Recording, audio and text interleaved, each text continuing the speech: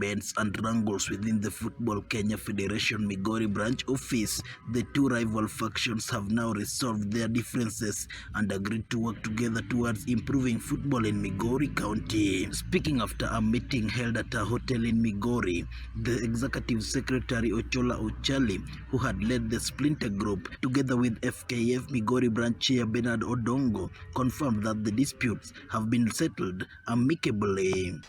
We have talked as a branch and we agreed that we are now going to work as a group, as a team in all the matters concerning the branch football.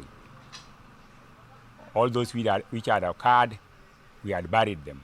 In Migori as a FKF, we are under one umbrella. And from now going forward, we are going to work as a group. So we don't want to have the groups. We are in one team. I want to say, first and foremost, I want to congratulate my branch executive. We have sat today as a team. We have resolved all whatever has been transpiring in Migori County, and we have again said and decided that we will work as a team to ensure that we elevate Migori to the next level.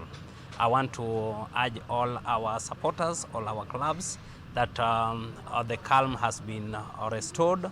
We just have faith in us. We have agreed, and we'll make sure that we take you to the next level. Odongo assured football stakeholders and residents of Migori County that no matches were affected during the period of disagreement. He further stated that the federation is now united, adding that no more wrangles are expected since all parties were involved in the reconciliation meeting. You see us here, we are all united and we are all here. This is the team of executive members that we've been working together in Migori, and this is the team that will always focus on developmental agendas for the Migori. So everybody is included. I want to assure you that even if we had wrangles, those were office affairs. The field affairs were not affected, playing were going on, and our leagues have always been very okay.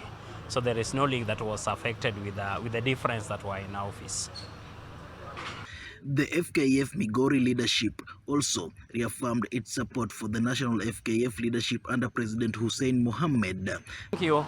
My general view or my general plea to our people, we are together, we are back strong than before, and I want to tell everybody in Kenya as a whole that we are together, we are supporting the national office, we are supporting Team Hussein, and we are here to say that we also need their support at the branch level so that people feel that we are also part and parcel of the national office. The reunion comes at a crucial time as Migori County prepares for the upcoming Governor's Cup tournament. The branch leadership expressed optimism that they will now be fully involved in the planning and organization of the tournament.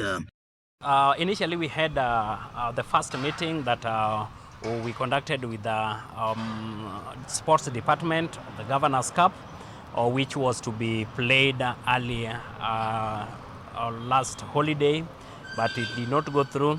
I want to say that today I only saw the postures on social media that the dates have been given out, and as FKF we've not been included, so those dates, I believe, if they are to bring or if they are to require our support, they will call us so that we make amicable or deliberations that will see that the tournament run successfully.